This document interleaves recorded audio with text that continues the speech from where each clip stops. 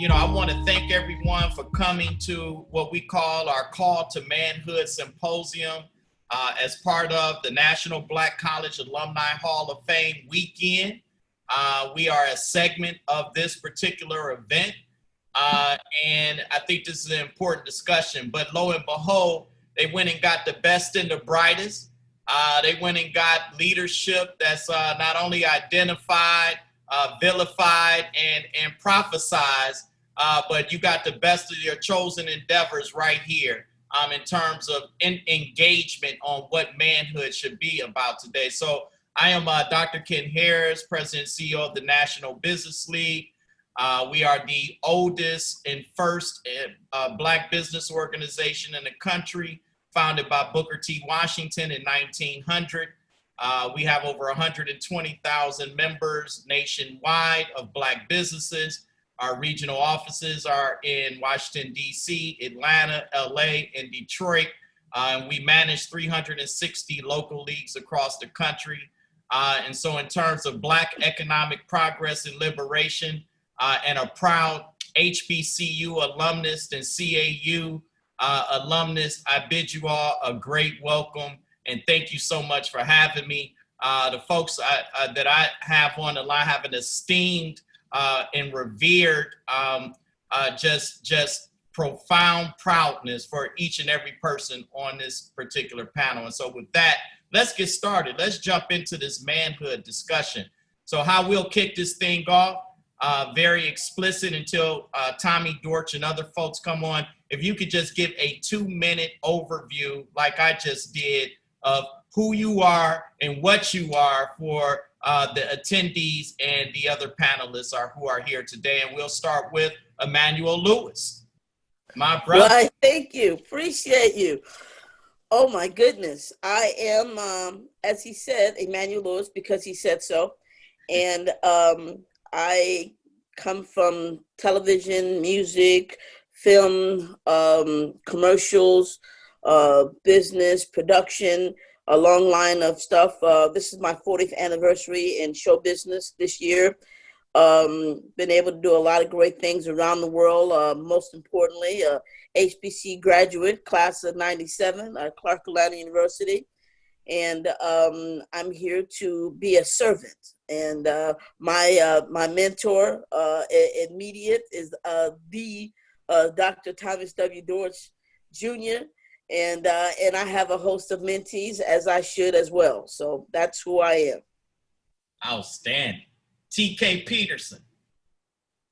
Yes, sir. So, hey, everyone. My name is TK Peterson. I'm the co-founder and CFO of The Gathering Spot. We are a private membership club that was founded in Atlanta, Georgia. We have locations in Washington, D.C. and Los Angeles opening up soon as well. And at the core of what we do at The Gathering Spot, it's all about community and culture. So while we are a private membership club, we're not in the space business or event business. What we're in is in the business of connecting people and collaboration. And in addition to The Gathering Spot, we also own, and we means myself and my business partner, Ryan Wilson, we also own the A3C Music, Hip Hop and Music Festival here in Atlanta, Georgia as well. Outstanding, my brother. D. Shaka Zulu, my man. What's up, brother? How you guys doing? Top of the morning. My name is Shaka Zulu. That is my real name on my birth certificate. I am a man of many talents, I guess. Ultimately, I'm an entrepreneur. Started mostly in music, entertainment, film space. Transitioned that into investment and, of course, support of community. I'm definitely a person who likes to connect the dots. So some people might say that I'm the plug due to the fact that I have an extensive Rolodex and I try to stay connected to as many positive energies, positive and progressive energies within our community, as well as outside our community. But overall, I'm just a servant as well, same way as Emmanuel. But I have my own ideals, my own thoughts and processes, and I honor those who raised me and put a lot of those ideas and centered a lot of that, indoctrinated me a certain way to be able to live in today's society as a Black man. So I appreciate this call to manhood and hopefully some people get something from me. No question about it. Thank you for that, Chakra. And the man with the video, the intro, the technological sophistication, Dredrick Lane. What's up, brother? Are you on? Not yet. Not yet? All right. Well, let's go to, we'll come back to you, my brother Lane. We'll come back to you. But let's start with Dr. Joshua Murphy. What's up, my brother? How y'all doing, my brothers? I see a sister up there. I know Natalie Hall. But man, it's always a pleasure to do this each year for Mr. Dortch. Mr. Dortch has been a mentor for a lot of people. I'm also an HBCU graduate, as I say, twice, and that was God's doing. I finished Fort Valley State University. Now they have the audacity to call it the Fort Valley State University. I finished Fort Valley State College. So that's okay. Then I did a doctorate work up there at Howard University. Okay. Developed a national mentoring platform for 100 Black men that we serve over 125,000 youth. I have an opportunity to work as the COO of the Fulton DeKalb Hospital Authority. Don't miss this, that owns Grady Hospital, serving over 600,000 people a year with 1,200 physicians, 839 nurses, 995 beds, man, and we keep growing. Hey, if you're a Grady baby, woo, you know you've done so. So I'm glad to be in the family. So that's where we are, man, every day. Now, I tell people we've been working from home since March the 16th, but we look like we've been working harder being here around this computer in this office every day. But it's been a blessing from the Father above. So let the people listen to what we have to say today. And brothers, thank you all for all that you're doing around this world. Touch and agree. I did something one day. Do your arm like you're making a cross. Just stretch out like you're making a cross. You see that? Look what you got. Go stretch your arms out. Come on up a little bit, TK. TK, now look like we're agreeing and touching on. You seeing that? Touching and agreeing. Ain't that marvelous? All right, man, drop your arms. Let's get ready. Let's go to it. See you later. Hey, look. And for all the attendees, if y'all thought, this was just going to be sophomoric, or if you thought this would be lukewarm, obviously you're in the wrong building, because Dr. Murtry, Shaka, TK, and Emmanuel, they got a lot of knowledge to bring. So at the end of the day, we want to make this like family. We're all in this together. We all on the right frequency. We coming with high vibration and positive energy. And that's what this is all about. This manhood discussion, fellas, man, this is like 2020, right? And you think about the trajectory of Black men to where we are right now. And it's a lot of idiosyncrasies. It's a lot of discussion going on about us as Black men. And so out of the gate, the question that I want to ask each of you in your response, what is, as people have their own definitions, what is your personal definition of manhood? And anyone can start first. Well, I would say maturity first. You got to mature. Being informed. You got to be informed. I mean, there's nothing worse than trying to assert your manhood and be misinformed or not be mature enough to understand when you are to stand up or when you are to sit down. So I'm going to say those are the first few things that you need to understand about manhood is maturity, being informed, and hopefully being a great leader in your business, in your household, and wherever you are. But if you don't know, and if you don't know what you don't know, oh my goodness, these are pitfalls that we'll fall into very quickly. And so that's why we always scream HBCU. That's why we always scream, get your education, whether it's books or whatever you need to do to be inspired. But those things are, I think, keys that are necessary to start that engine called manhood. Outstanding. Anyone else? Yeah, I would jump in. Mine would be just more the simplified version, probably of what my understanding and what I was taught, which is how you interact and how you control your surroundings is manhood, and we can, so everything from, like I said, Emmanuel said, your household, your business, your personal, when we're put in this world, we have these innate sensibilities or these instincts And then the position that we use those in and how we use those not only to benefit ourselves, but benefit others can be determined as manhood. And that's a very broad perspective, but it can be broken down to very specifics, and even the lack or the feeling of lack of manhood. When you feel less of a man, what is it that you feel? You feel like you don't have any control. You feel like you haven't applied yourself. You feel like you haven't defined yourself. You feel like you can't defend yourself. So if that's the opposite end, then I would look at this as the other end. So it's more so just to simplify for those, because there's going to be a lot of conversation around application of manhood. But if we're defining manhood, that's what I would say it is. I want to jump in. I think about it, and I appreciate what everyone has already said. When you're standing up for something that you know is right against something that you know is wrong, it's not about the age of the person, but it's about the responsibility, and that's my word, the responsibility of being who you are, and you're taking on your shoulders everything around you if you have to at that time, and not being afraid.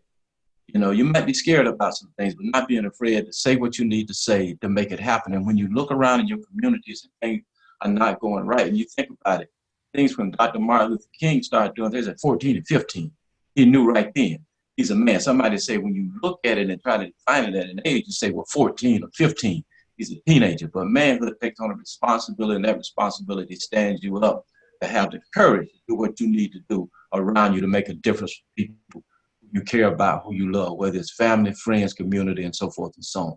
That's man. Man, TK? Yes, sir. The great answers already from everyone else on the panel. When I think of manhood, I think of being someone of your word. You know, understanding your responsibilities, and juggling all those things, because I think we can selfishly put ourselves first, but then you realize that your individuality is only matters in the context of a community. And if you're not playing your part and being a man of your word and upholding the principles around you, then you're not truly a man in my eyes, because you're not contributing to your surroundings. Outstanding. And these excellent responses that lead us into another discussion as we look at, got off the plantation, we made it through Reconstruction, Black codes, the Renaissance movement, civil rights, affirmative action, and then you're 150 years later, right? Or 50 plus years past civil rights. And Black men seem to be, in some cases, it's almost like you're being challenged, or either in some cases pumped everywhere you go, right?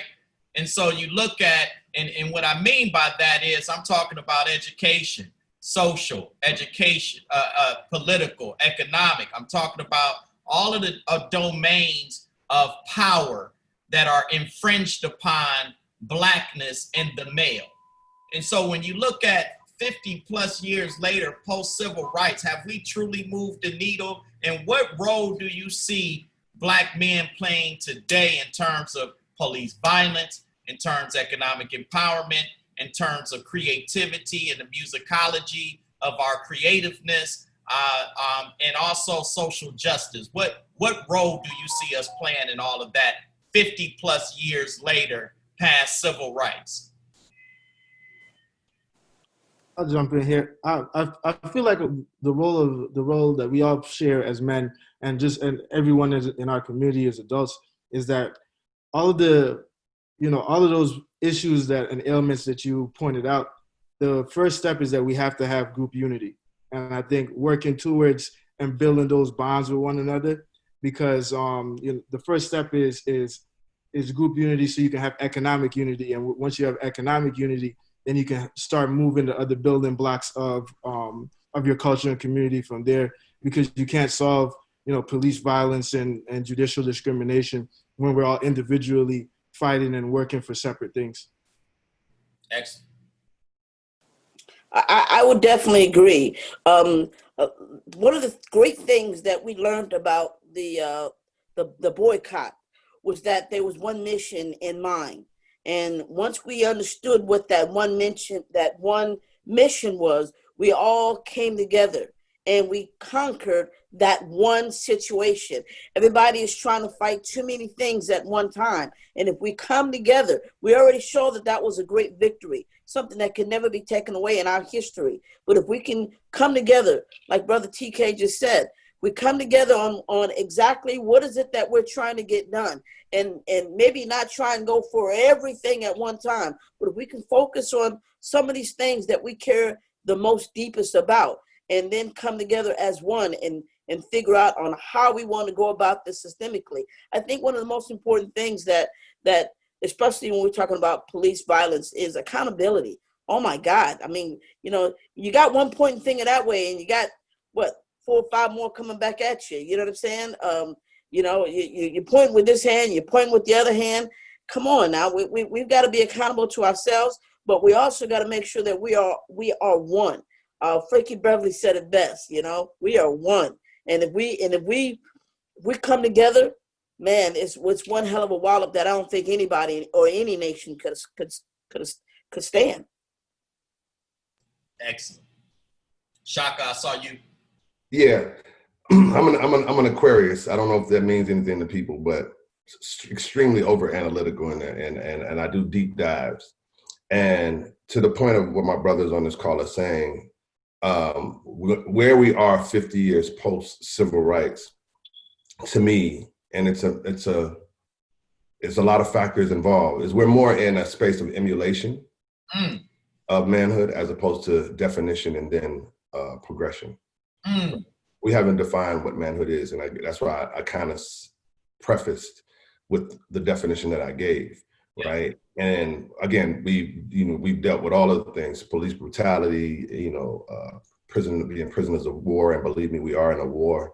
So anybody who goes to jail, I consider a POW for no matter what, the war on drugs, or political beliefs, concepts, whatever, right? The family obviously has been broken up in a number of different ways.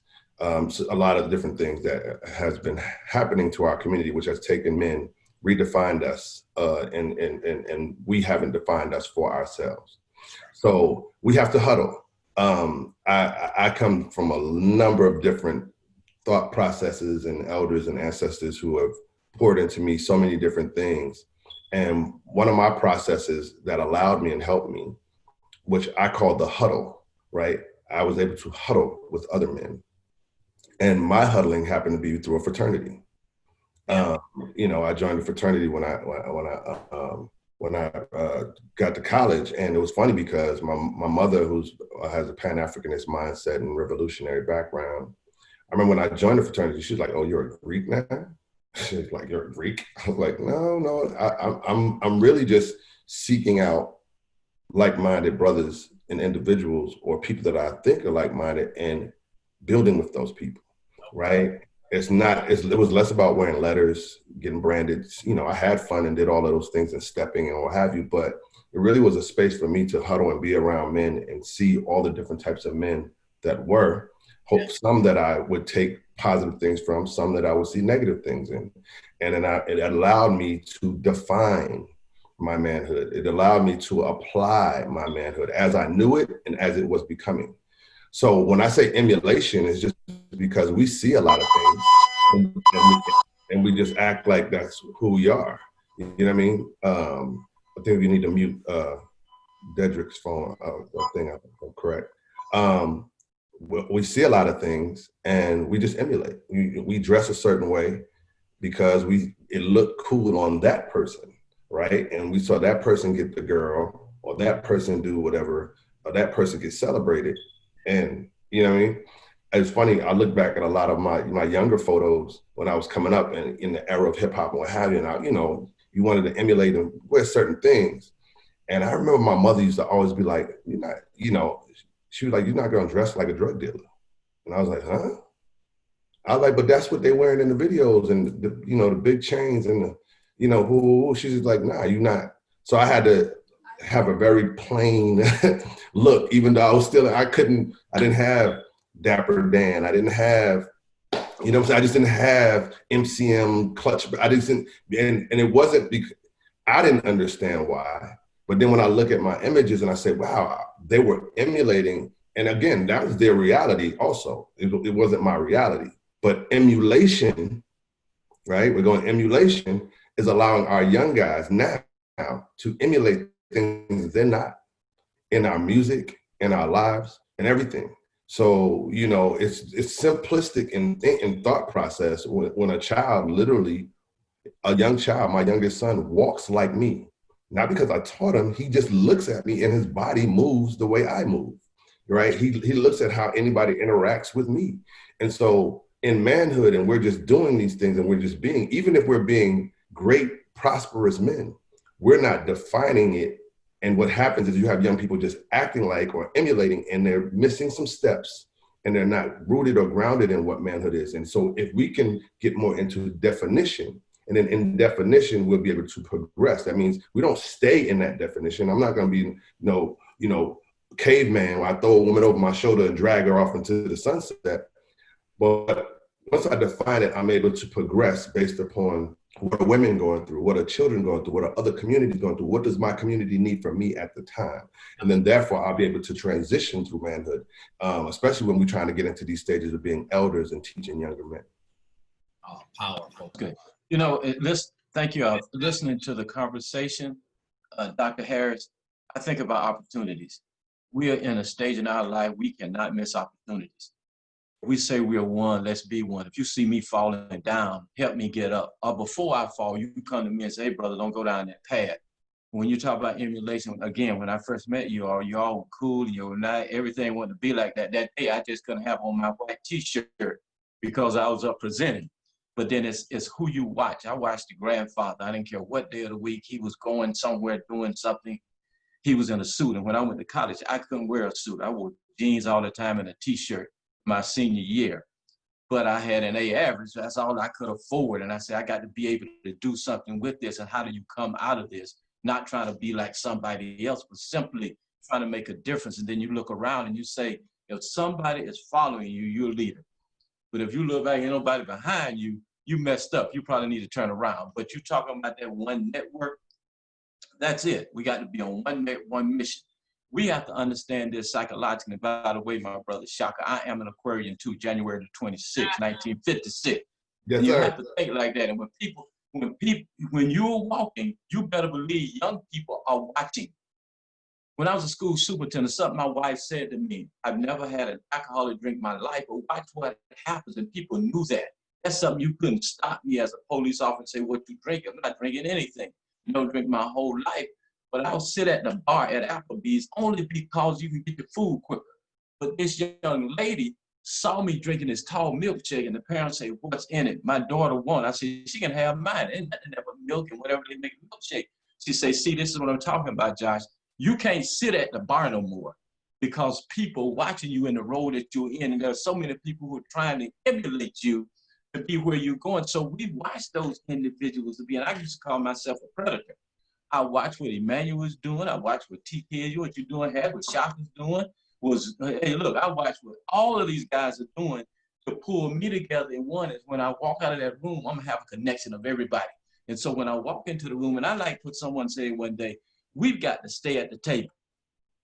We'll never be able to change this whole piece with police brutality until people start understanding who we are. We brand ourselves of who we are, where we're headed. And you just can't look at me and assume because I'm African-American or from a marginalized community that we're all the same. You have to help people change their mindset about what we're doing and what we plan on doing. And too often, people don't. They want to see you and they say they see me and they see all of us as one. We've got to change that game, but we've got to be that network that says we're all together. The reason we're here on this call because we're all together with a guy who had a vision years ago to develop the Hall of Fame for HBCUs. We've got to do it. I like that one network as we move forward. Thank you for the opportunity. Man, that's powerful, man. For those who on here, y'all getting some nuggets. And if you want to ask questions, please go into the Q&A chat box. We'll try to get to you to make it real personal. There's only a number of folks in the attendees. So again, feel like family. I want you all to be a part of this discussion as well. So feel free to ask questions and we'll dig right into it. I mean, you think about all that has happened in terms of the unarmed murders of Ahmaud Arbery, George Floyd. We can go through Rashard Brooks. I mean, we keep the Breonna Taylor as of recent, linked up on the same day her verdict came out when Emmett Till's killers got acquitted as well. Man, I mean, it's a hard place right now for Black men who want to express themselves, who want to get involved, who want to stay engaged, and also be a part of the narrative. What role, let me do this, because we're talking about definitions too. What does Black Lives Matter mean to each of you? And what role do we think we can play as Black men in this whole movement towards Black Lives Matter? Well, first we have to separate the two. We have to separate the Black Lives Movement versus Black Lives, the actual organization. Because if you put them two together, then you disillusion. That's the part of being informed that's very important. The organization is owned by someone else's political gain that they're trying to do and select who they want to be in the office and whatnot. Does not necessarily share our views from that standpoint. So we got to make sure that we separate that. From the movement standpoint, obviously, it means something very, very different. Of those that are marching, of those that are inside of the legislation, those that are talking among the city council members and the mayors. That's a different Black Lives Movement in that aspect. What does it mean? It's a movement right now. You know what I mean? And when I say that, I mean we're inside of it right now. It's yet to be defined. You know, it's a little too early to call. What does it mean? What does it mean to me? Well, Black Lives Matter, of course. Black and brown people matter. Being sought after and being utilized as another financial tool. Those are big issues. And so if we have to come out to the world, this is now an international situation that we're dealing with people that are marching in Australia and London and France and all over the world because of what's going on here. But when you realize what the issues are and realize how much people are trying to ignore what the actual situation is, and they want to recognize what the results are from what you're doing. So you're mad that I'm screaming, and you're mad that I'm crying, and you're angry that I'm taking it out on something, but you won't even stop for a second to find out why I'm feeling all these thoughts and feeling all these things that we're going through. So Black Lives Movement is the recognition, as far as I'm concerned, of the core issue of what's really going on and how there's so many of us that are ignoring the core issue and still worried about, well, why are you reacting? So to me, that's what it's has a lot to do with to me. Excellent. Anybody else? Go ahead. Yeah, I'll add a little in. I believe the energy that we can add and that needs to be put into context in this current day and space of what's going on is self-determination. I believe in wording and even in some of the energy that, it's almost, it's from the Malcolm, you know what I'm saying? My human rights were given to me at birth. So I'm not necessarily asking you for those. That's right. I mean, I self-preservation is first rule. And, the issue here is that there are people who feel and believe they have authority over your life. And I believe I have more authority over my life, well-being and direction than you do. You know what I mean? And as a community, we should have that thinking. There are other groups, racial, ethnic, political, militia, you name it, who have that same mindset, who move and organize in a way of self-determination. And, whether they use it to change laws, whether they use it to govern themselves,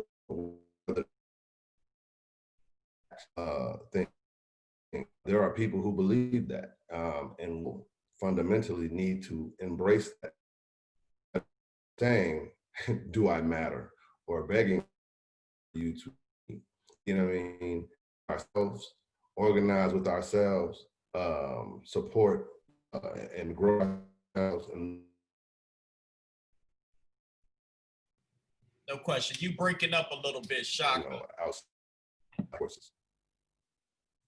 Shaka, you Okay. breaking up just a little bit, my brother. Okay. It could be my connection, my internet connection. All right, no problem, man. Excellent response. And any other responses, TK or Shaka? Let me ask this: because you were breaking up, do you want to have a closing statement on that in terms of clarity? Yeah, it was like I said. It's self-preservation is one of the things that I always look at. Right, I have a right to define myself, name myself, be myself, protect myself, you know what I'm saying, and tell people how I feel about myself. So me, you know, no disrespect to the overall energy, begging someone to tell me that I matter.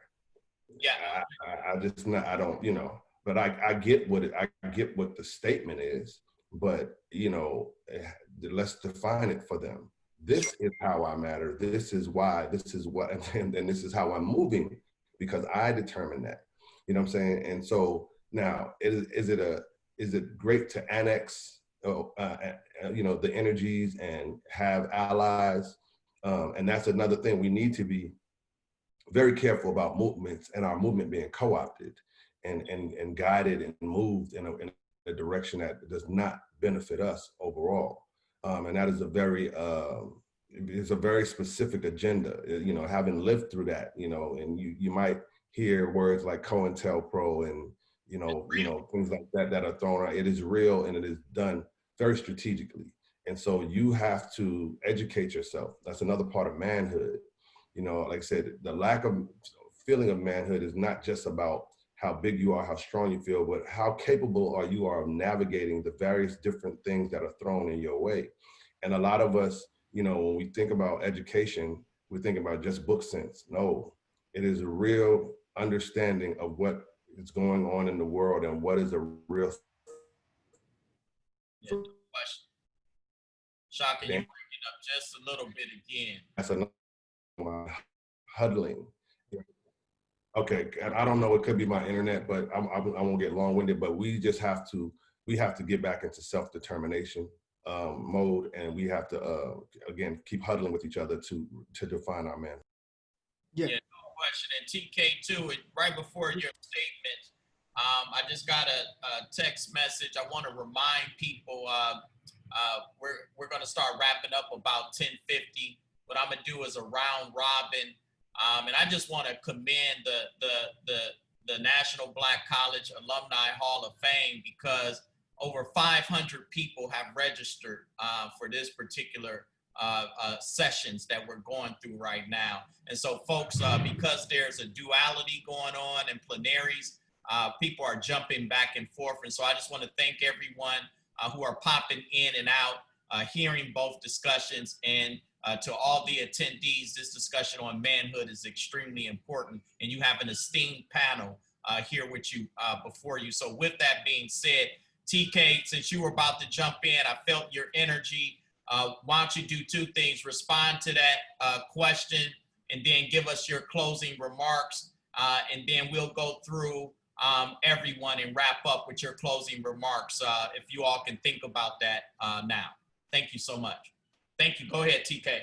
Yeah, no problem. So what I wanted to say to follow up with what Shaka was saying was that I agree wholeheartedly with him, where it's all about sorry, it's all about understanding ourselves and being able to determine things for ourselves. And I think when we go into, if we look at the movement as trying to get affirmed from others, that's when we're doing ourselves a disservice. I think the core of what I see for the Black Lives Matter movement is that it's about getting what is rightfully ours, getting our fair share for what we put into society, for what we produce and create in this world. And there's a reason that Black artists and Black businesses get taken advantage of, and that's because the Black soul and the Black body isn't valued at its core. So the products of Black individuals can never get their rightful due. And I think pushing to ensure that we get our rightful share of resources so that we can be self-determined and be able to have a higher level of self-sustenance. Something that I got from Shaka was that, and he could correct me if I'm wrong here, Shaka, I believe he recommends spending at least 70% of your money inside of our community. For all of the things that you're doing, if you go out to eat, 10 times a week, 7 of those times you should be at a Black-owned restaurant in your community, because you're keeping the dollar inside of your own space. The big thing I learned when I took economics in undergrad was that every purchasing decision you make isn't just you buying something, it's you investing in it and telling the institution or the business owner to create more of it. So because we buy a bunch of Big Macs, the Big Mac is the #1 selling fast food burger in the world. They're going to keep making it until forever. If salads were the #1 selling thing at McDonald's, the McSalad would be what they pushed everywhere. But because of the consumer behavior, we're telling them to create more of these types of meals. And I think in that same sense, if we are intentional about making sure that we're only going to support movies and institutions that pay into our society, into our community, then you're going to see those changes. A lot of us pointed out the symbolic and kind of face value, surface level symbolism actions that happen with a lot of corporations, but that's showing the influence. And if we drive deeper, if companies know, like, if 40% of our board isn't in the Black community, there's no way they're going to buy this. They're going to make sure that 40% of their board is comprised of us, because at the end of the day, what they're trying to do is increase their top line revenue and their bottom line.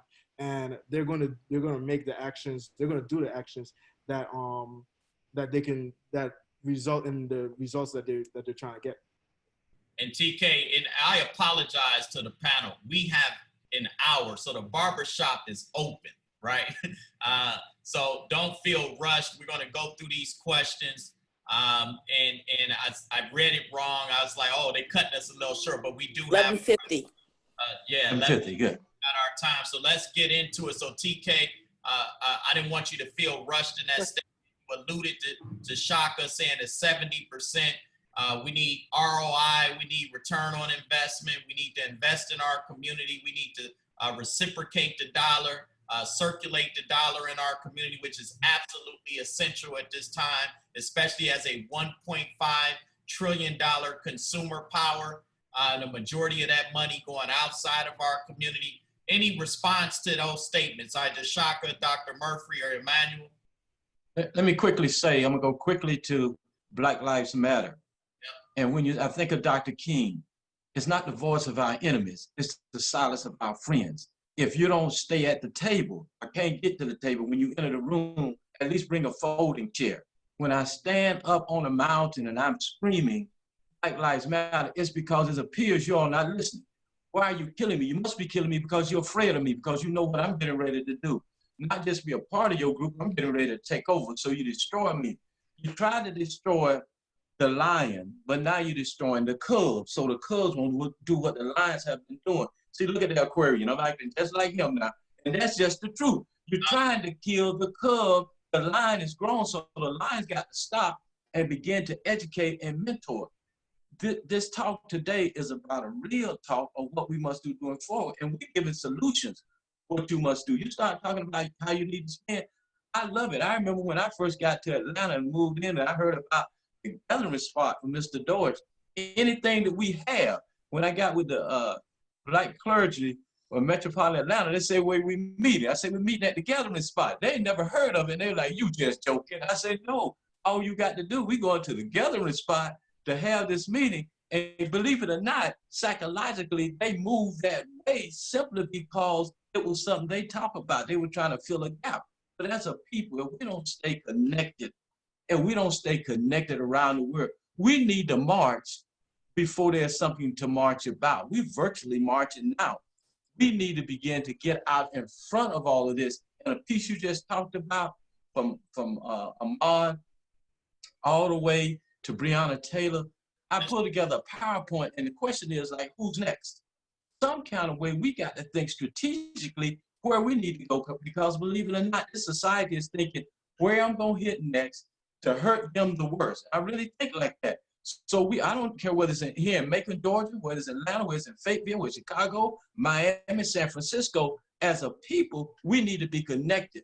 That one connection that Emmanuel talks about, we can't sleep on it. We can't sit on the couch and talk about what's going on. We can't keep following the NBA, the NFL, the ABA. I tell you what, if I want to change the game in this country about Black Lives Matter, having been an AD, having been a school superintendent, having been a vice president, guess what? Every African-American male stopped playing sports just for a while. 1 year. I guarantee you people listen to it. I know that's a strong movement, but that's not just a movement. It's not just a meeting. It's a revolution. And until we start doing that, it'll change the game, because we're the ones who's bringing bucks into those stadiums that they do not get paid for. And I can tell you, Dr. Murphy, you know, that's not a synonymous conversation in terms of leadership you've seen. I mean, Chris Paul, when he held that silent meeting with the NBA players off when that COVID-19 really started to spread, and they was talking about, man, the heck with this, bro, we could do our own thing. I tell you, he sent shockwaves through the system. When you saw recently the hiring of one of the greatest cornerbacks in history to Jackson State University, in the amount of momentum, sheer momentum and energy that just came from his name being associated with an game changer. When you're thinking about all these five-star athletes now deciding to go to Howard University and other HBCUs across the country, it's a game changer. And I'm so proud of these young people. So sometimes we hear nothing but negative connotation. Man, this is the most fearless, self-educated, motivated group of young people that are reminiscent of their ancestors, reminiscent of the struggle, reminiscent of their African descent in nature, going back to history. They shaking the whole game up right now. So we have to be there as men to support this next movement. So I'm gonna open up this energy that Shaka, TK, and Dr. Murphy, you just set off. Emmanuel, I see you over there lighting up. What you got to say, man? You know, I mean, it is completely true. I mean, I love with our primetime Deion Sanders being that example that we're talking about. I mean, you know, like Michael said, the first thing starts with the man in the mirror. We all got to be accountable of ourselves first and foremost before we can ask someone else to do more than what we're asking ourselves. You got a lot of people who got itchy Twitter fingers and Instagram fingers, and everybody's got that wagging of a finger. But, you know, roll call, what you doing first? You know, and we need to have that level of accountability for each one, teach one. You know, we need to have that accountability of the 100 Black men. You know, what they see is what they will be.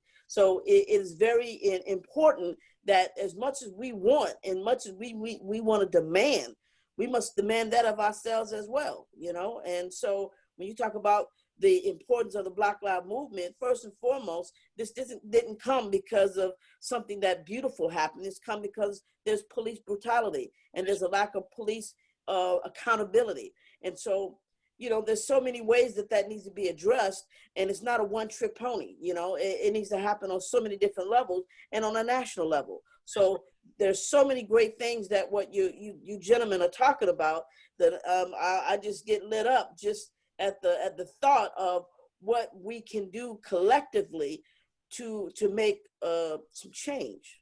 And Shaka, I see you lighting up over there too, man. You were real patient, brother. Thank you for your patience. But man, this energy is bananas. Emmanuel didn't set off the light. Go ahead, Shaka. Go ahead, Dr. Murphy. I see. Throw the ball toward the rim, man. Throw the ball toward the rim. Listen, the whole conversation is of course, lighting up the senses. I'm gonna go back to Dr. Murphy said. He said they're attacking our cubs, right? Yeah. And the lion. I said, well, the lion got a lion. You know what I'm saying? If the lion got a lion, what do lions do? You know what I'm saying? You're not attacking no lions, and they don't attack back. I'm sorry. I come from a whole different school. I can't really break it down, but I come from a whole different school of folks You know what I'm saying? That are alive today. My fathers, my aunts, uncles, that like the way we were indoctrinated, we were taught. And part of it is again, believing that somebody has authority. We are so upset with the police because we believe that they are here to serve and protect us. No, my first arm of defense is myself, not just guns. I'm talking about here. I'm talking about my community of folks. If my child leaves the house, she knows that certain people are going to see her. And I need certain people to know that those are my children. So it starts with giving our children our names. You know what I'm saying? Whether you married or not. You know what I'm saying? You give your children your name because now the community knows, oh, that's Zulu's son over there. That's Zulu's daughter over there. And they're moving, right? So we have so much to repair, right? And when we talk about, we are very diverse people with compounded issues. And so we're going to have to attack this on all fronts at all times. You know what I'm saying? Like, I know I've been seeing memes and conversation on social media and even in my group chats, I'm tired. Or, yo, no, we ain't trying to be tired. You know what I'm saying? I know the Fannie Lou Hamer record, we're sick and tired of being sick and tired. You turn that energy a different way. I just don't have the beg from my life mentality. I just don't have it. And I'm not saying anybody who does is wrong. I'm trying to infuse you to say, you know, Stokely Carmichael said, in order for you to have that mentality, your enemy has to have a conscience. You know what I'm saying? America has no conscience. So if that's what we're dealing with, and they're showing you that, there is no possible way what we just saw with Breonna Taylor and countless other cases against Black people. And what we really need to understand is that the Breonna Taylors, the Ahmaud Arbery's, the George Floyds, and the Emmett Tills, all the way to whatever, those are the symptoms. That is not the virus. No question. Those things are that's like a pimple that pops up and then it switches locations on the body. There's something going on with the body.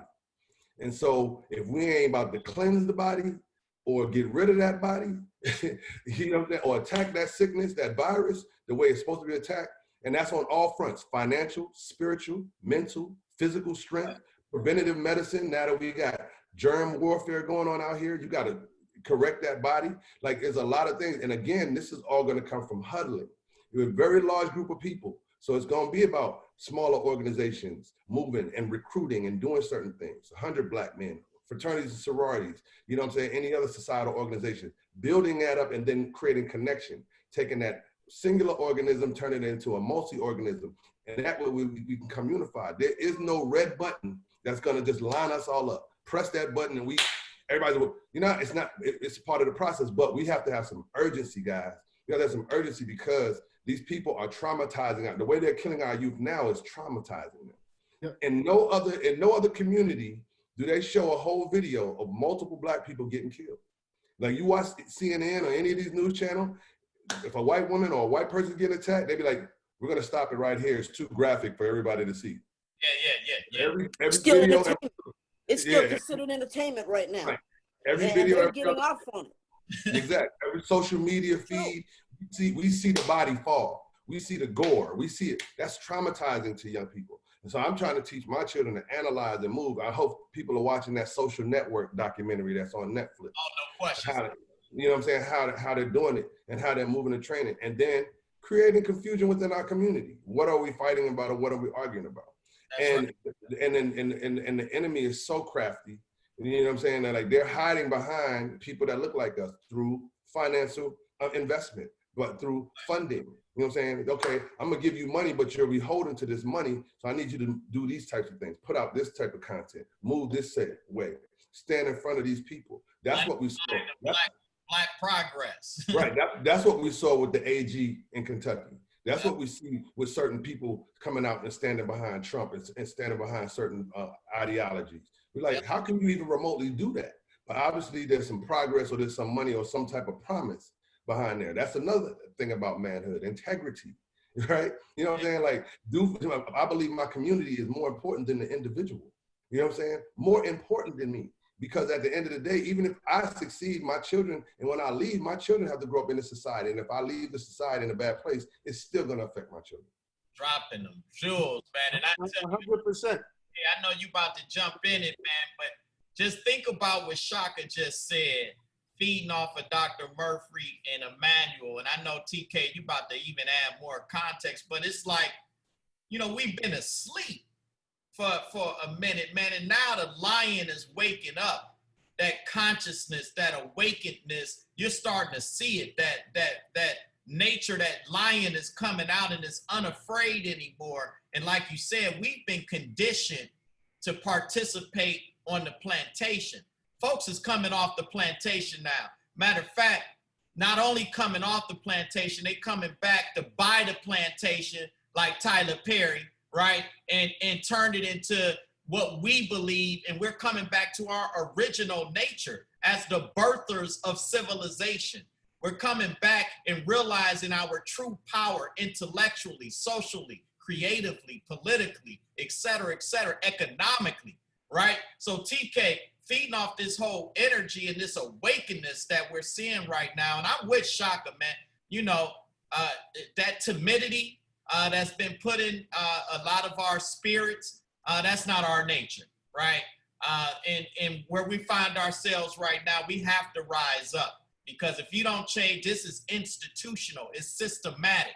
It's not just one or two people and their personalities. We're dealing with systems, institutions, and structures. So TK, how would you talk about, as Black men, engaging and building a community, these institutions, structures, and systems that continue to press down on our young people and us today as Black men? Yeah, I think to follow what everyone's saying, the key thing is we have to be building and investing in our own institutions. That is the only way you can win a battle. An individual is not going to be the institution. You know, you can believe whatever you want, but whatever the Supreme Court of this country says is the law of the land. And that's how this game works. And I think what Shaka was just saying is a key foundational point where you can't be too tired. Like you can't be exhausted of being Black. Self-preservation is our first calling. And if you're in war about whether or not Black lives even matter, you can't tell your enemy, I'm too tired to fight back.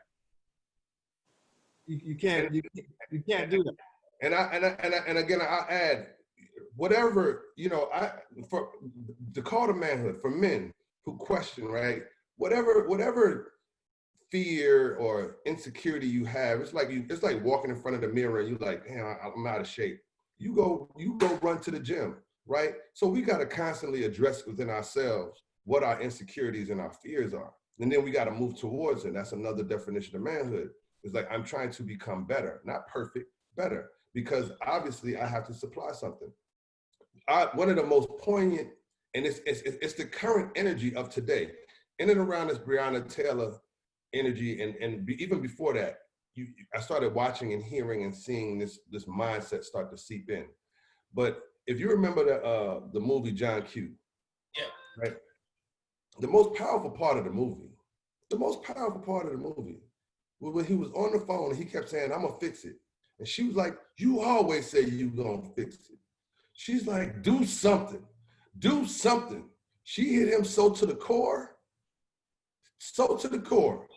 He started crying. He like, oh man, right? She had to challenge him. And that energy is now permeating the mindset of our women.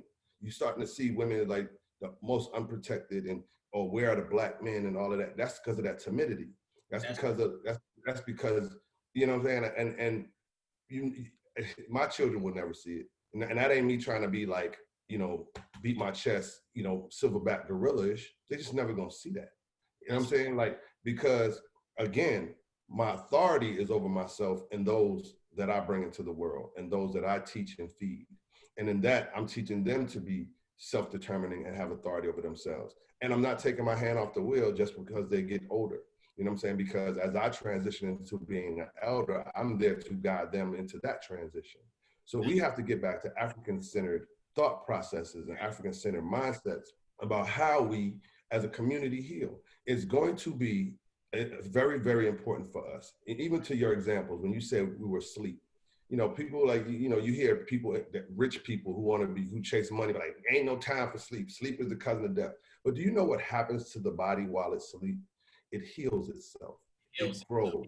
You know what I'm saying? It does all of the things that it. So even in us being in a sleep state, there's nothing wrong with us being in a sleep state. But in that sleep state, we need to be organizing and moving and healing for when it's time for war. Because now when it's time for war, yeah, you woke us up, but we still sick. We didn't heal nothing. So all of our wounds and all of our diseases are prevalent. Oh, they can't organize. Oh, they ain't really got no money. Oh, they got to go to the same folks to do all of the same thing. Oh, they ain't really positioned nobody for political office. Oh, you know what I'm saying? We ain't did nothing even in the sleep state. You know what I'm saying? So these are just analogies for us to grab onto. Like, we all different men with different backgrounds, and we have different belief systems, but all we're doing is, this is what we call steel sharpening steel. We're listening to each other, we're talking to each other, we're challenging each other, we're energizing each other. When I get on the phone, people like, and you got low energy, I'm like, hey, we ain't got time. I'm encouraging them, energized. We ain't got time. Don't give me low energy. Don't give me low energy about nothing. If you need to, and the thing about revolution or being revolutionary, it ain't that you got to always be serious. You can still unplug and listen to some music that you enjoy, go run and have fun, party with your friends, but understand that you got a real task in front of you. And Shaka, you flow. And so I just want people to understand that.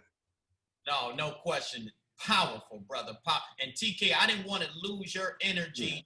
Shaka feeding off of each other real quick. Did you want to close before I go to Emmanuel and Dr. Murphy? Yeah, all I got to say is we're going to dig into solutions now. We're going to transition the conversation into some real activism, some next steps and some solutions. Go ahead, TK. Yeah, I think it's connected to that point there where, like Shaka said, the individual win is pointless. Something that has always stuck with me was after the Trayvon Martin murder from George Zimmerman, that I saw an interview with Gabrielle Union, and I think it was just her or maybe it was her and Dwayne Wade, and she was talking about how in their neighborhood, and back then they still lived in South Florida, so it was really, they were in that context exactly, and she was explaining how they had to sit their boys down in their living room and be like, yo, when you're walking in our neighborhood, like, you know, you're one of the few black boys that are here, like, make sure you have your hoodie down. And like, you know, essentially, like, the white people know your dad. They know Dwayne Wade, but they don't know you. So like, it could end up bad for you.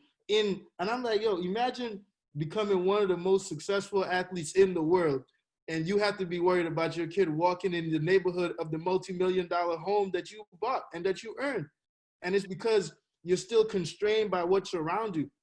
There's research studies that show that the same house is less valuable if a black person owns it.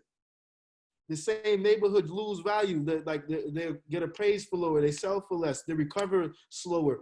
And all of that stems from the fact that, like, when it comes to things with money, there's so few of us that it's not good. Something that trips me out is that baseball cards are super valuable because there's rich white people who like them. So if you have the Ken Griffey Jr. Platinum Edition from the '97 Seattle Mariners, that's worth like hella money, and like that's seen as a smart thing.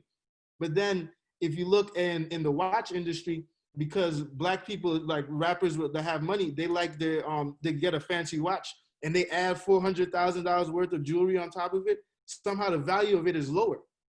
And that's because in the market, there's more rich white people who want a plain Jane watch than those who want it bedazzled and bust down, as they call it. And that's all because our community lacks resources and because we haven't filled it up. Because if there was 10,000 other people who like their watches like that, then the market value would be that, because the value of things is made up. Everything that is in this world is just a consensus of people saying like, okay, that should be worth that. Why is it that an apartment on a higher level is worth more than an apartment at a lower level? It's just a consumer preference that we've decided as a society. And to that end, we as a community have to have those preferences. One of the things that I learned when I was in college, shout out to having a liberal arts education, was that you can't beat a system or ever be free when your standard is whiteness. And so many things that have been taught to us as objective and neutral touch points are really just racist in origin and in application.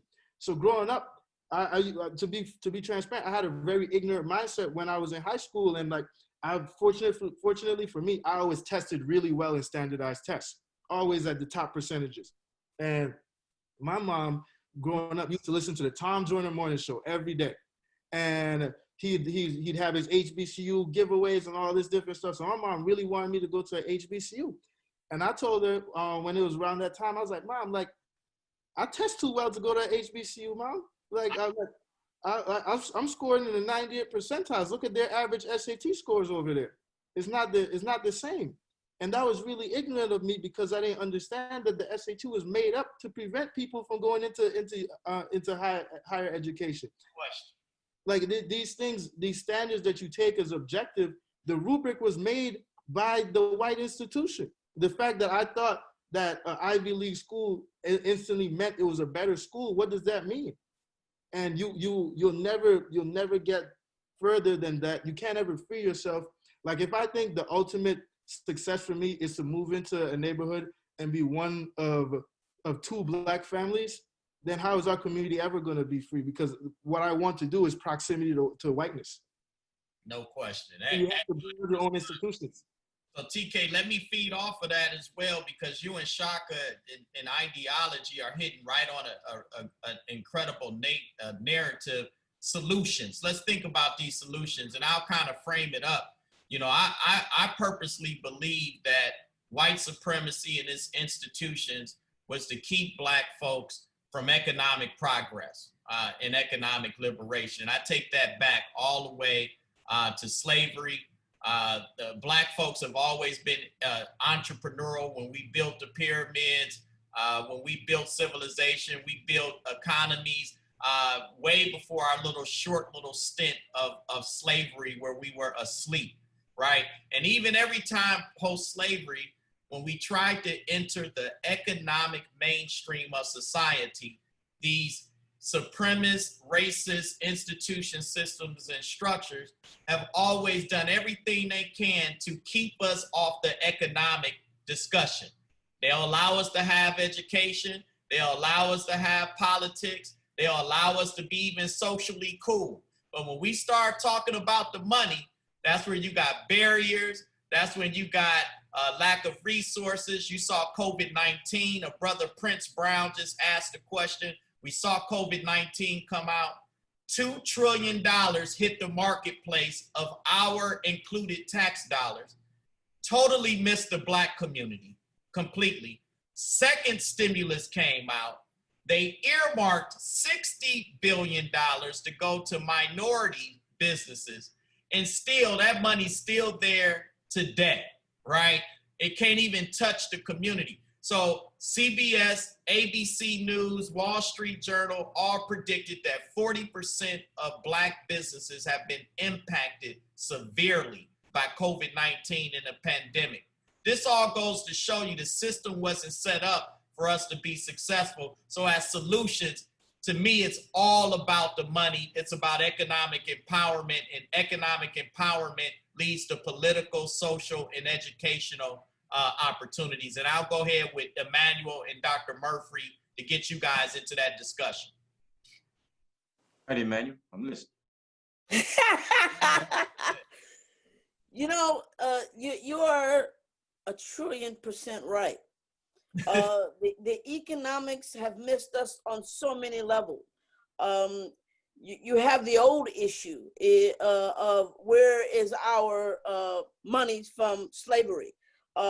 It goes all the way back to us, England paying slave owners their rights all the way up into the last 4 years that they were paying to slave owners, and England has just finished paying their due. When we're getting our money, because I don't believe they had a loss of property, and so they filed for the insurance, whatnot, to get their monies back from England.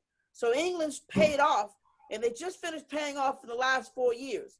So you want to ask about where the money goes. So always when you want to get down to the root of a problem, you want to know where the money trail at. No question. And I think that's part of one of the biggest issue of why there's a lack of respect, because when we figure out as a people on how to consolidate these finances That's for right. ourselves, That's but right. we have some of us have a little crabs in a barrel mentality, so that's a little difficult. So we don't want to talk about that part, right? We don't want to talk about that. Everybody want to be the king, and nobody can be a follower. So we have different issues that we must face, and we must face them face on, because there's no way around it. There's no more monkey footing around. You know, we've got greater issues, and these greater issues got to be dealt with by real people, and is not afraid of the real questions. That's So right. so we have a lot of different issues, and yes, where that money goes. Now, speaking of money, how is it even legal for there to be a stock exchange for the penitentiaries where people are making money right. off of enslaved people via the penitentiaries and jails and incarceration? That should be illegal. I thought slavery was over. Clearly, it is not. So if it was over, then there should be no way legally in any state of these United States of America where they should be able to profit from incarcerating Black people, brown people, any people. Not to mention the fact that if you are targeting Black people, and everybody knows that it's true, if you're targeting people and you're filling a quota to make sure that we're the ones you're putting in there, so then you understand where the chain lies. There's a chain, and all of this goes back to what you just talked about, which was the financial trail. So if we're not dealing with where that trail began and that cop pulling over, because we know, everybody knows at the end of the month and at the beginning of the month, you better stay off the street, and if you're riding dirty, boy, you know, you got to be careful, because that's the time when they're going to pick you up. Why? Driving while Black. We all understand that. I mean, I don't think there's a brother on this panel that hasn't been pulled over driving while Black. Let's keep it a bean, okay? Let's keep it 100. So that's what happens. So if it starts there, and of course our papers line up, they got to let us go. But if you have any infraction whatsoever, you're going to be included in that list. And that list takes you all the way to the jail cell, because that is where they're able to get more money. And when they're able to get more money, the stockholders want to make sure that their dividends look really good. And their dividends look really good when they can make sure that there's enough people incarcerated. So it's very hard to deal with these issues unless we understand what all is going on and where these monies are going from. This is not just an America issue. This is an international issue that's going on. And we really need to do a better job of being able to follow that money trail so we can stop the shenanigans and call a spade a spade.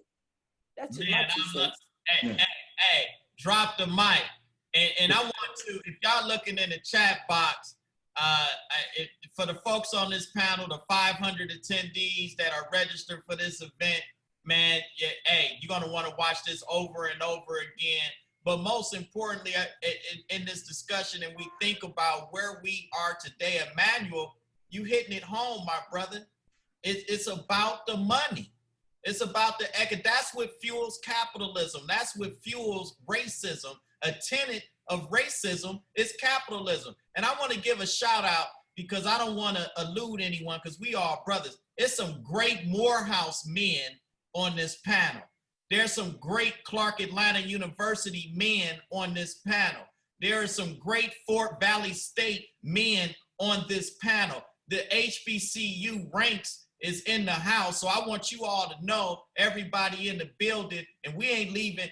We take off our letters. We take off all that when it comes to Blackness, when it comes to liberating our community. All that go out the door, because HBCUs trained us to come like how we coming. So with that, come with it, Dr. Murphy. Hey, thank you very much for the opportunity and the introduction. The subliminal message is clear. Below the threshold of consciousness, we've already been geared to spend and become great consumers, and not to sell to someone. What TK is doing is changing that whole game. What Shaka is doing is changing that game. The lion must be the lion lining, teaching others. See, if I continue to buy everything, that means I don't have any money in the bank. When I need something, when something like COVID comes, I'm not prepared to do anything because my money is dry versus spending some, saving some in the community and lining up. The whole thing you were talking about, Emmanuel, about what's going on with this whole piece with stocks and bonds and they're using us, it started, Kwanzaa can do food.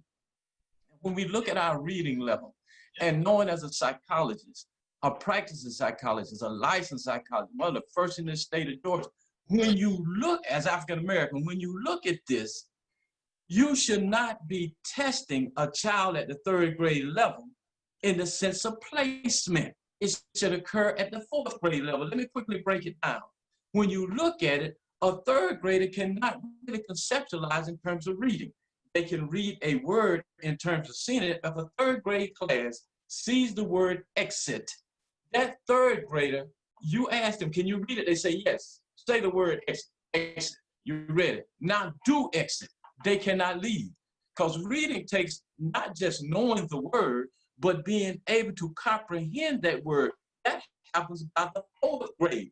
A 4th grader reads the word exit and you say do it and they'll leave. See, that whole concept is already in our mindset that this is where we're going and this is what we're going to do. They've already psyched us out with negative reinforcement and punishment that if I see something happen to Shaka negatively, then I know to be afraid. If I see something happen to you, Doc, then I know to be afraid. And that's what they're doing to our communities to hold us in. That's why I say, who's next? What community is next? They hit Tulsa, Oklahoma in 1921.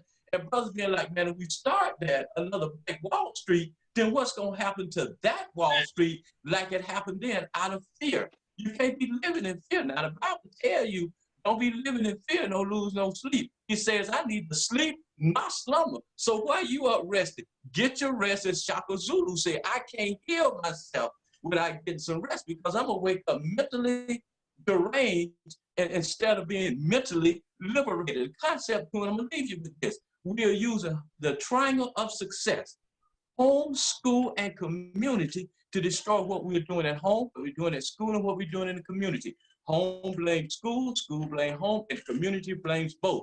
Until we get the understanding that we must change that game and begin to walk around the field, walk around the negativism. It has to start back, and let me take you quick in the history. Willie Lynch knew exactly what he was doing.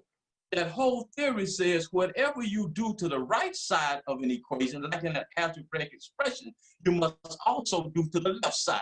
Because if you say you don't like me because I'm light-skinned, and you don't like him because he's dark-skinned, they played on both sides. So when we get together, as you talking about, Emmanuel, it's hard to line up because we look around and say, we can't line up with you. We can't line up with you because you come from a different community. Why do you think we have so many street gangs? If we could pull street gangs together with the energy they have, we'll change that whole market. And again, I go back to this athletic pool.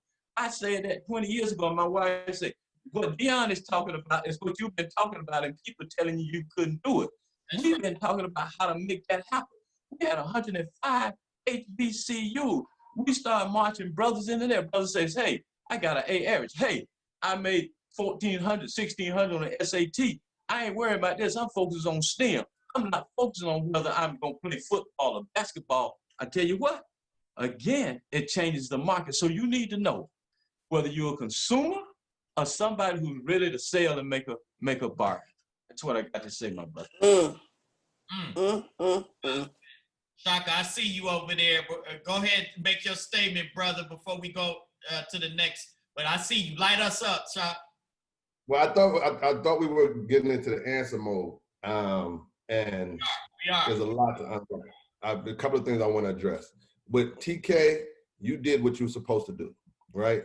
When you're looking at things that are presented, you either master it or you rebel, right? You were mastering it at a level that they didn't expect or didn't want you to master it. But you also made your choices based upon that understanding. So you weren't, you were ignorant in the definition of the term, but you weren't ignorant. And I look at you as one of the, everything in this world we created. So when we go back and access it, it's like, reclaiming stolen legacy. There's a book called Stolen Legacy for those who don't understand that.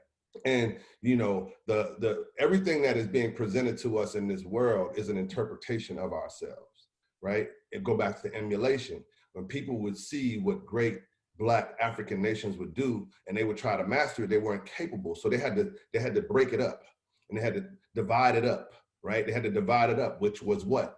Colonization, right? Global colonization. It wasn't just America. So when we talk about this slave trade, it wasn't just America. And that goes into the stock conversation. We were the stock. You know what I'm saying? That's where the word stock market comes from. And so this is all indoctrinated and ingrained in their being. It is a part of their design. So there has to be a deconstruction of that design, right? We either need to master that or rebel. So I'm using these words for specific reasons. We either need to master their design or rebel their design. And it can be two. The right and the left can work in tandem. That's right? Because it is ours to claim. It is ours in what we built and what we attributed to it. But it's also not it's not holistically who we are, because they weren't able to encapsulate who we were holistically. They had to take pieces of us, right? They had to take pieces of the understanding and pieces of spirituality, pieces, you know what I'm saying, of these different things, of finance, pieces of math and science. They weren't able to, that's why, and I ain't gonna go too deep, with certain organizations, they only have certain levels and degrees, you know what I'm saying? And when they're only able to, because they weren't able to embody the whole thing. And so we as a people are able to master anything that we want, whether it's what people think we should be doing or whether or not it's something they think we shouldn't be doing. And that's from sports, entertainment, all the way down to the sciences, right? Cuba has the best doctors in the world, right? So, and that's where Africans landed first, you know what I'm saying? Coming into the position of slavery, where the different countries would come and choose their slaves. But the other thing that we have to go back to in this conversation is we keep talking about the money. We are the money. Black people are the money. You just said it yourselves. They're monetizing us through slavery as well as through prisons. That means we are the money. We are the natural resource. We are the IP. For all the tech folks in this car, we are the IP. We create out of our existence. We articulate in music. We articulate our pain so eloquently that it sounds amazing, right? We do all of these different things out of the fact that we are living and breathing, you know what I'm saying, emulations of God. And so if we understand that we are the money, then now we have to access each other. Goes back to community, access each other, also invest in each other, right? It's not when I start a business and I want to go meet with Robert Smith, or I want to meet with anybody who's Jay-Z, Beyonce, you know what I'm saying, Richard Lou Dennis or whoever. It's not that, yeah, they have the currency, but it's really the process, which is the value of how I build this business to the next level, right? So we are the currency. It's another reason why we can't necessarily just say autonomously athletes shouldn't play sports. Why? They are a natural resource as well. They are our Koch brothers. They are our Purdue's. They're the ones that, hey, I'm just a guy out here playing sports. I ain't got nothing to do. I ain't doing nothing. Oh, but you know what? Here you go. Fun that. And you know what I'm saying? Like, we have to think. So what we're doing is we're setting up a chessboard, right? We're setting up a chessboard, and we got the big pieces and we got the pawns. And as we're setting up our chessboard, we're looking at the strategy in which we're being attacked and our counterattack. So we got to have resources in that space because people need to consume things from us. My 70-30 theory was about the fact that other communities have value, right? Other communities have value. They have things that they create or services that they have that we don't have. And if we don't have them, then we should only be supporting those things. But if there's something that we need or desire from another community, we should be looking at how we create it for ourselves. So the 70-30 concept, if you can't do 100%, is basically, look, put 70% into your community and then outsource the other 30 until you're able to supply those things for yourself. We kind of have to unlearn a lot of things. My thought process as an Aquarius is like, I look at things and I question everything. okay, yeah, this is this, but why? And then I try to just put it in the washing machine and I try to wash it clean and I just try to figure things out. So when you hear phrases and terminologies and things like that, we're like, well, why are you saying it that way? What does that mean? And what is the adverse mindset of that? Because we're unlearning a lot of all the shit that we've been, excuse my language, all of the stuff that we've been dealing with. And so if we're in that space, that goes back to us being able to progress from a position of manhood. Once we stabilize, we say, this is manhood, but I still have to learn because I have to grow. I have to move because I'm bringing people behind me. So when we sit here and we think about all of these thought processes and mindset, that's what I'm saying. It's not that TK can't go to a Ivy League school. He's our spook who sat by the door. What are they teaching them over there? What? Oh, word. And then he's able to come back and access, because I know in the 100 Black Men, we believe, yeah, even if you go live in an all-white community or another community, best believe you have a hedge. So what you do is when you go introduce yourself and you say hello and you go knock on doors and say, I'm your new neighbor or what have you. And then about a month later, you say, you know what, I want to invite y'all over to my house for a little get together, tea and crumpets or whatever it is. And then when they come knock on the door and they come to the back door, they see 100 Black men standing behind you. Oh, I just want y'all to meet some of my friends. This is my constituency. You know what I'm saying? I know, yeah, but these, you know, there's others like me, or there's a group of people that support and back me. I can bring them to the table, or we can come against you. So these are the types of mentalities and thought processes that we have to have when we're setting up our chessboard. And I said it's on all levels. You know what I'm saying? Murphy, we have to create. It's not just about education. We need a whole new. We don't have education that puts us in it, not in the correct manner. So we need a whole new. We need a whole new. Everything. We need new history, new math, new English, new all of these various different things. We were taught for years that the dictionary was the authority on English, on language. And now the dictionary is adding in our language, adding in our slang, adding in, like, wait a minute, which one is it? Is it them or is it us? You know what I'm saying? And so when we break down all of these things, we have to understand we are the resource. And I'll try to keep it because I got it. It was a lot that I wanted to say, but I'm gonna shorten it. I'm gonna stick to this chessboard theory, right? Because we are very diverse. We have different issues. We have different thought processes, even on how to get there. It wasn't Malcolm or Martin. It was Malcolm and Martin. You know what I'm saying? You know what I'm saying? Even in the film Selma, when the scene where Malcolm showed up in Alabama while King was, and he spoke to Coretta, and he said, and they was like, why is he here? And he said, the reason I came was I want them to know that they need to, work with you guys, or they're gonna have to deal with somebody like me. So if we're in tandem and understanding that the right and the left are necessary, right? And that's another analogy, the right and the left, right wing, left wing, right? They're all on the same bird, which is the eagle, which is on the flag. So we got to understand our enemy as well. You have to understand who you're dealing with. We have to weaponize politics. Weaponize politics. You got to be informed, 100%. But we have to weaponize it. It has to be. It's for a goal. One of our probably uniform mentors, Andy Young, you know what I'm saying, had access to him, told me in a meeting. He asked me, yo, do you know what politics is? And I was like, I wanted to be smart and, show him I was smart. I was like, but then I just say, this is a learning moment. I said, no, what is politics? He said, politics is where friends get together, figure out how to make money, and then go make laws to make it happen. Man. So it's weaponized. Man. It's weaponized. That's it. It's weaponized. That's what he was saying. Right? That's if we sit here and say the cell phones is the whatever, and we go buy up all the resources that make cell phones, and then we go lobby and say, listen, you need to make it the same thing they're doing with marijuana right now. It's been illegal for forever. Now it's about to how to make the money and make their communities richer. You know what I'm saying? Same thing with technology, all of these different things. So we're going to have to, at some point, that's why I said rebel against what's going on, because it's just a fixed game. We're putting clean water into dirty pipes, right? And so we're setting up our chessboard.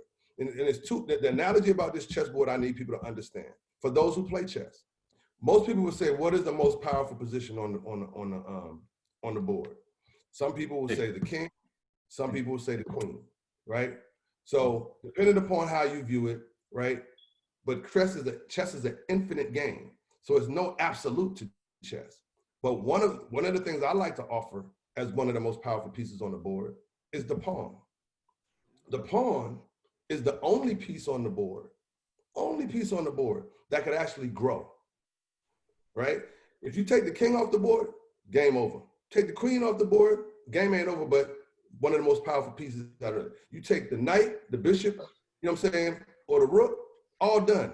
If the pawn gets with security, with guidance, that means protected, to the other side of the board, it can actually become any piece that it wants.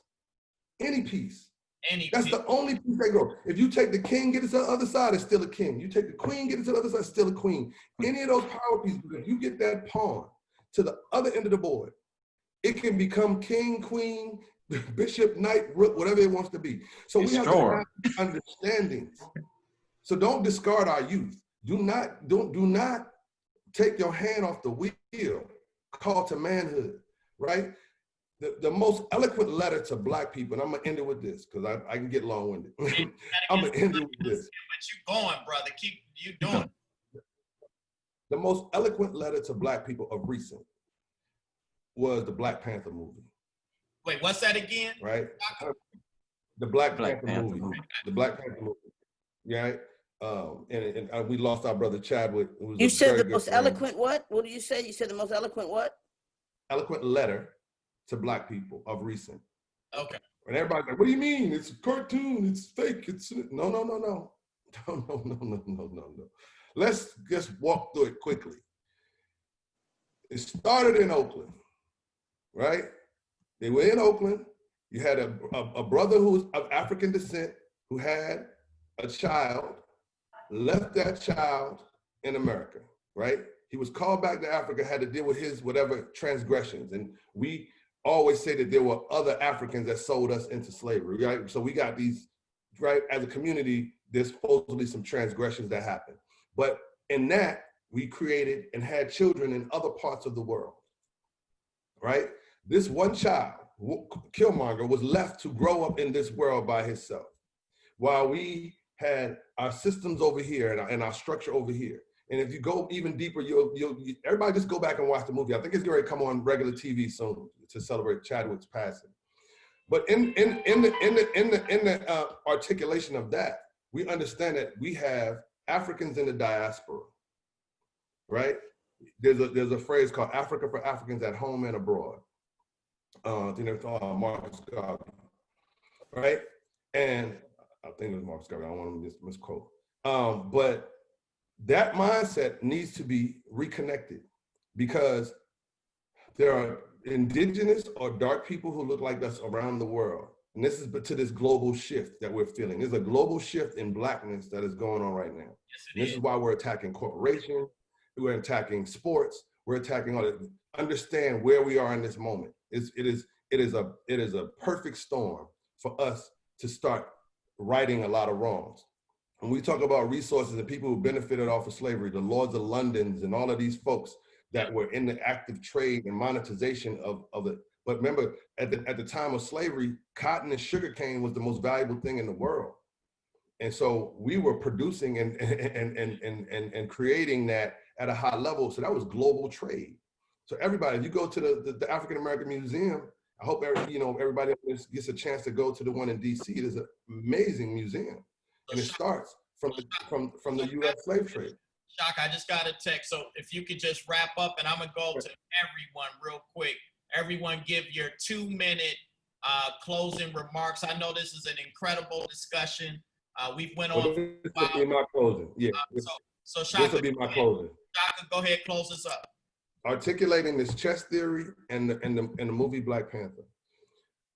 Everything that was done in that film is specific to our existence and understanding, but the answers are in the problem, right? And so in the reconnection, when that young man went back to Africa, but he was brought back in a certain way, but he came back to reclaim his existence as an African. Yep. And the Africans there said he wasn't of them.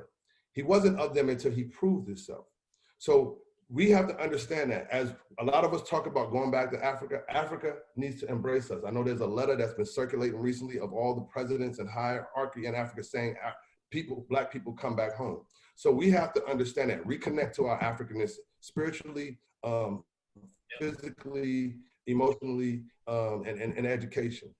Then from there, the movie was articulate enough to say, we'll take, at the end of the movie, he took where the pain happened, which was in Oakland. Remember, if you saw at the end of the movie, he said, oh, I bought that building, and I bought that building, and I bought that building. Where the pain happened. America has monetized war and pain its whole life. All national parks in the United States are built on great war, where great wars or loss of blood has happened. So there's elements of where this film has spoken to about where we should be looking at where we are as a people and how we should correct the wrongs. One last piece, and then I'll let it go. When I think Emmanuel, you spoke on this. Oh no, somebody spoke on this when we talked about the gangs. The value system that we have to see in each other. If you look at the different groups within the whole film, there was the people that controlled the water and the fish. There were the people that were agriculture. There was the people that controlled the cattle. Then there was the specific family, the bloodline of the Panthers. And then there was another group, the group that I would consider our lost, our gangs, our drug dealers, our unmentionables, or the people that we don't want to stand too close to, or we want to kind of let our hands off of. It was our Jabari, right? Our Jabari, the guy, he said, I won't kill you because your people need you to lead them. And then at a time of need and weakness, when the Black Panther was at his loss, who came to help him? Who saved him? The Jabari. The Jabari came out of the mountains, came into understanding of existence, joined into the organization. So that was a Malcolm X, Malcolm X ideology where he would go and recruit. Now understand, even a healthy person around sick people can become sick, so we got to be careful. And I'm not saying that we can save everybody, but what I'm saying is we have to set up our chessboard in a real way and look at how these pieces play, understanding what's coming to us. And the last piece is land. Wait, hey, Shaka, we got 5 minutes, my brother. Let him go. Let him do his thing. Last piece is land. This is the last. Let him deal with the land piece, because people need to hear this. We cannot be a nation within a nation without land. Do you know how much? It's very simple. Do you know if we wanted? You know how much if we wanted to buy the state of Mississippi, it only costs $4 billion. The whole entire state of Mississippi. I've done it per square acre. How many acres in there? We don't have to buy the whole state. But what I'm saying is, if we were the same way the Mormons said, we're moving to Utah and wherever they would do that. Listen, Mississippi, Louisiana, Mississippi, Alabama, Georgia, South Carolina, or the Carolinas. That's where once slavery was prominent. It's where the wealth of this country was made. It's where over 50% of Black people in the United States live now. It's where all the HBCUs are, or at least majority of them. Like, it's already in the blueprint. We just have to act on some of these things. So reclaim land, set up your chessboard, heal, and get active. You know what I'm saying? And that's truncated. It's more to it, but I'm just trying to end it. I had, a few other things, but I'm gonna let it go.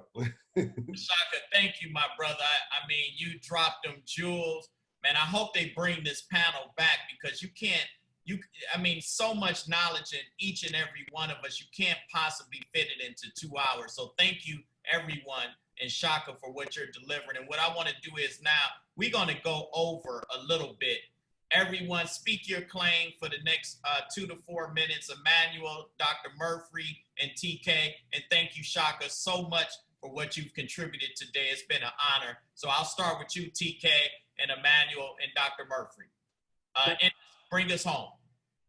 Honestly, I'd give my time to Shaka. Shaka locked in. He got the blueprint. I'm listening, man. That's who I go to for advice all the time. We got references too. I mean, he gave us some references, some footnotes. We got to see it to believe it. We got to visualize. You know what I mean? We got to hear from you too, TK. So give us some jewels. I got you. Come on. What's our closing statement on? 2 minutes, you guys. Okay. So I just want to say, I think this panel shows that, we have, I think a lot of us know a lot of the insights that we need to advance as a people, a community. a lot of people have known that we do need to own land. We need all the pieces of our community to move forward. We have to focus, and I think really understanding that we're bound to each other. I think the first step is the unpacking of the mental slavery for everything that we're doing. When we opened the Gathering Spot here in 2016 in Atlanta, and the city is known as Black Hollywood, the Black Mecca of the country, there was still, especially in the early days, a lot of successful Black people or just Black people in the city who came by and they were like, hey, where are your white members? Like, how are you going to be successful? Is this Black people, like, it was more Black people concerned, like, is this for Black people only? Because I don't want to be in the Black people only club. Like, I need to make sure like others are going to be here because we automatically assume if it's predominantly us, it's second tier. And you can't get anywhere. You can't advance in any other step if you don't value yourself. If you don't believe you matter, the Black Lives Matter movement can't convince other people if internally you don't believe that. You know, if there's many of us who are afraid of ourselves, who when they see 5 or 6 young Black people in the streets walking around, they're concerned. They cross the street. Okay. And you're not going to get anywhere without truly loving ourselves. And you can't only love a portion of the community. You can't only love those of us who went to college and who have nice jobs and who are doing well. We have to love all of us because we can only advance as a block. And I think what Shaq said, we were talking about how the Mormons moved and other people, and we talk about the Hasidic Jews and all these different communities. We always have reference points of other communities who do things better than us that are, it's specious. Those arguments have their holes in it. If you read enough, you find that all communities have their ailments, but it's about having a block inside of you to say, like, we don't care what you're doing over there. Something that I look at all the time is there's still sundown towns in this state of Georgia that's active. And what I find to be, for lack of a better term, impressive about that. There's sun up towns. That's real. That's real. Right. And the crazy thing is we know that. It's like, yo, don't be in that county at this point in time. Don't do this or that.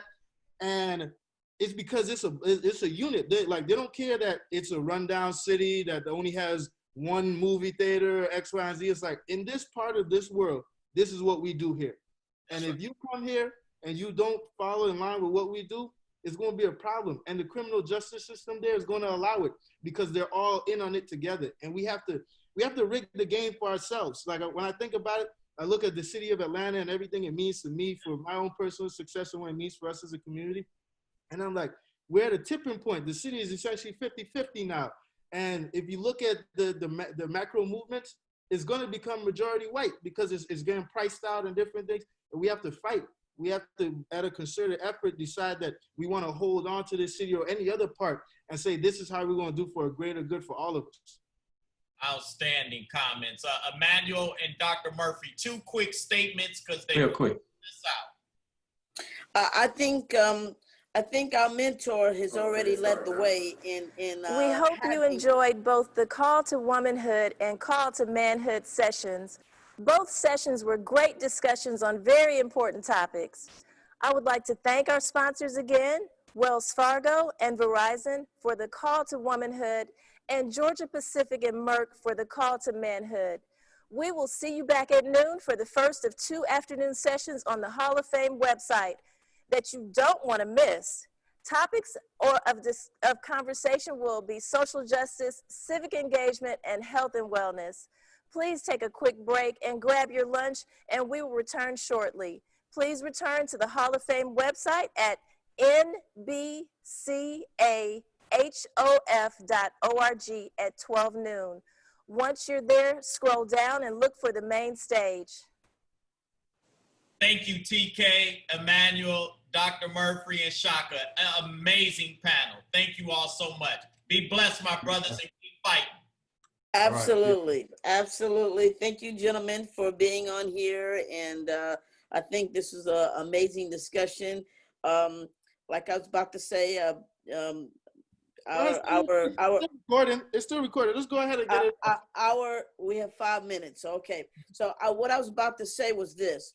that our mentor to all of us, which is none other than Thomas W. Dorch Jr., has created this wonderful platform. And I think it's a mirror of the kind of the things that we need to have to move forward. And he had two breakout boxes. One was the call of manhood and one was the call of womanhood. And I think that we should do the same. So emulating what our mentor has already done on this hour that we've been speaking is that we need to have a breakout committee right now in our lives and in our society. And one to deal with the financials that we need to deal with, one to deal directly with the police accountability, one to deal with the legislation that needs to be dealt with. So we need many different things that we need to deal with. And one answer is not going to be well enough for all of us, right? So if we was to be specific, be intentional about what it is that we're looking to do, we're going to need to break up so that we can deal with those particular issues individually so that we can actually get it done. That's right. And my brothers, I Bring us up, bring us home. certainly thank each of you. I thank you for all the wisdom, understanding where we should go with our knowledge, our economics, where we take it to the next level. Don't let these young people just walk the street. We see something wrong, we don't say anything. When it comes to land and own, that's just disrespectful at this moment. Yeah, let's let Dr. Murphy speak. Thank you. and I say when it comes to land and ownership, we've got to know and understand that battle. You can build buildings on top of buildings on top of buildings, but when someone tries to purchase your land, do not sell it. Don't care what they give you. You keep that land, because behind you, again, is a group of cubs that's coming. Out of everything we do in life, the church was well in the book of Revelation in Ephesus, and I have to give you that piece. They did everything right, and he even praised them. But then he says, I only have one problem with you. Out of everything that we give knowledge of, you did this. All the people you vetted and you kept us strong, you forgot about your first love. Let us never forget about every morning we get up, every night we go to bed. We thank God for everything we have. The movement today, the revolution, started, like you say, with Mr. Dorch many years ago. Let's keep it up. And brothers, I tell you, you are so brilliant about what you're doing. Live every day about what you believe in and keep it flowing. But please, your dream will only stay with you if you never tell anybody. Dr. Martin Luther King said, I had a dream, and he told everybody. So tell everybody about the dream and make those dreams big. Yes, sir. Go ahead, Dr. Murphy.